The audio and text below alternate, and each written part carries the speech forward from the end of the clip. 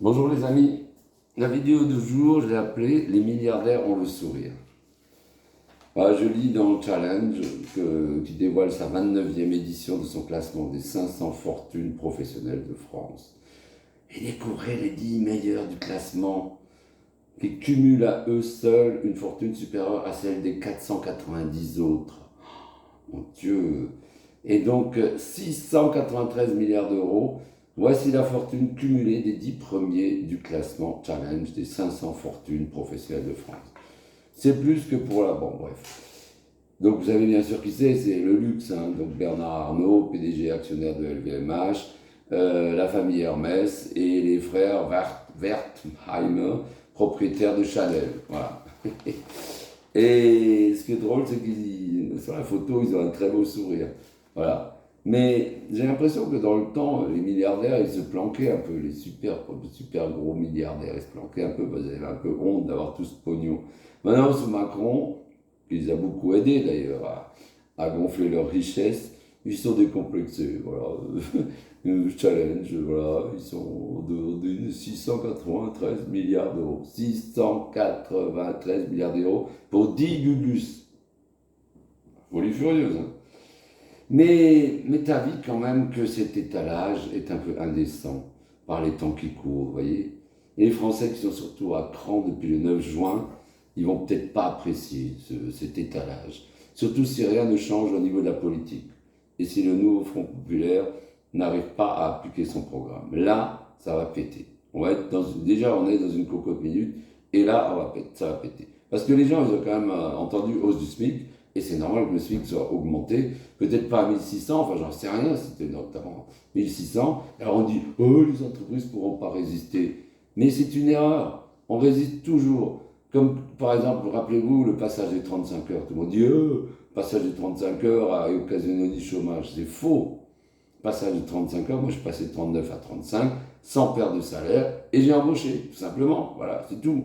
Et puis, ben là, les 1600, ben, oui, ben, il faudra peut-être baisser ailleurs. Et c'est fortune là, colossale là, qu'il faut maintenant mettre à contribution.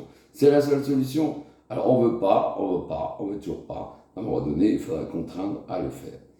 Voilà. Alors si ce SMIC n'augmente pas, alors que tout le monde l'espère, et si la loi sur la retraite n'est pas abrogée, ça va péter. Je pense. Parce que là, ce qui se passe, c'est Macron derrière, voilà, il est nouveau là, aux manettes. Non mais allô, il a foiré lamentablement, et il veut toujours tirer la ficelle. Aïe, aïe, aïe. Et tous les jours, on en apprend de nouveau. Là, la Braun-Pivet était élue quand même 17 ministres députés, donc ministres députés, même chose, et on n'a pas le droit, séparation de pouvoir, on est soit ministre, soit on est député. On ne peut pas être au gouvernement et ministre. J'espère qu'il va se faire retoquer et qu'on va devoir revoter. Et on passe en douce vite fait des décrets de la loi immigration, ça c'est Darmanin, alors que le gouvernement est démissionnaire. Et on continue de gazer les manifestants pacifiques. Aujourd'hui à La Rochelle, ou hier, port d'exportation de céréales gonflées et arrosées grâce aux méga-bassines, et importation de soja. Toutes ces agro-industries de même point de suspension, on n'en veut pas. Et le gouvernement démissionnaire continue à soutenir ces projets absurdes de méga-bassines et gaz, et gaz, et gaz. Qu'est-ce qu'ils adorent gazer? Ah, ils ont commencé à gazer avec les gilets jaunes, ils ont surgazé les manifestants de la réforme de retraite. Mais j'ai horreur de voir ça quand je vois les Robocop là. C'est incroyable et on ne sait même pas ce que c'est que ces produits qui nous balancent dans la figure. En tout cas, on voit bien les manifestants quand ils ont les yeux gonflés. Bon, il y a quand même une bonne nouvelle. Les radios du groupe Bolloré, qui sont RFM, Europe 1 et Europe 2, ont décidé de déprogrammer la chanteuse de 24 ans, originaire de Saint-Nazaire, Zao de Sayazan. Zao de Sayazan, que je ne connaissais pas. Et donc je me suis empressé de faire des recherches et j'ai trouvé que cette chanson était géniale. Et surtout qu'elle a un punch à la génial. Et donc j'ai écouté notamment Tristesse, que je mettrai en lien.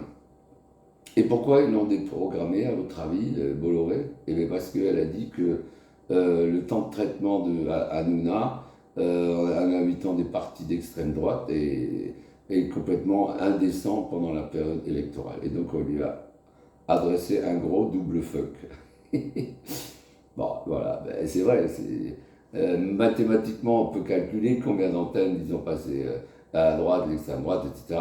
Et combien d'antennes ils ont passé pour fusiller le NFP, surtout LFI, etc. Voilà. Et ça, c'était pendant la période électorale sur Europe 1, de 16h à 18h. J'espère que l'ARCOM va leur voler dans les plumes et va leur interdire, comment dirais-je, leur habilitation de TNT. Et que le média, par contre, le média, très très bonne chaîne indépendante, va obtenir l'agrément TNT, je l'espère. Voilà les amis, bah, écoutez, bonne journée. Sinon, toujours mes arrière-plans, bah là c'est un tableau que j'ai trouvé dans la décharge. J'étais en train de déposer mes ordures dans la décharge et j'ai trouvé ce très beau tableau. C'est certainement fait par un enfant, donc on ne jette pas un tableau fait par un enfant. Et puis moi, alors, soit je vais le reprendre, soit je vais utiliser la toile. Et là, c'est un truc fait avec des tubiraux de toutes les couleurs. Et voilà, comme ça, si vous le voyez un peu en biais, c'est de toutes les couleurs. Voilà, c'est rigolo. Ah, je m'amuse à faire des bêtises comme ça. Ah, je vais quand même vous montrer la tronche des milliardaires. Regardez comme ils sont beaux. Hein, ah, ils sont beaux, hein. Ah, Xavier Niels, bien sûr, notre ami que vous connaissez tous. Et puis à droite, je crois que c'est le gars, comment il s'appelle l'autre là? Bon, je sais pas. Bref, avec le cheval. Là. Bon, en tout cas, ils ont le sourire. Et bien peut-être le sourire va être communicatif quand quand on va leur prendre un peu de leur argent pour donner aux plus pauvres. J'espère. Allez, belle journée à vous tous. Et on continue le combat et on ne lâche rien. Un jour, la gauche va trouver un Premier ministre, bien sûr. Il faut y croire. Et il va être bon. Très très bon même, puisqu'on a mis beaucoup de temps à le chercher. On va le trouver. Bisous, bisous.